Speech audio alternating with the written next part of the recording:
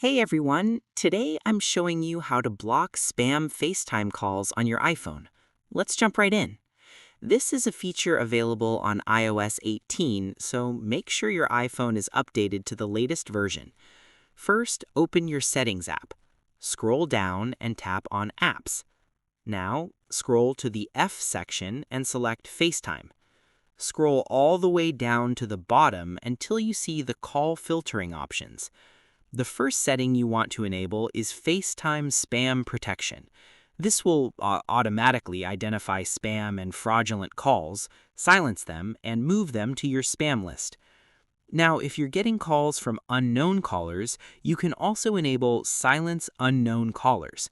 This ensures that calls from numbers not in your contacts won't ring through. And there's also an option to block unknown callers entirely if you prefer stronger protection. With these settings enabled, all spam FaceTime calls and audio calls from unknown numbers will be silenced or blocked automatically. That's it. Your iPhone is now protected from FaceTime spam.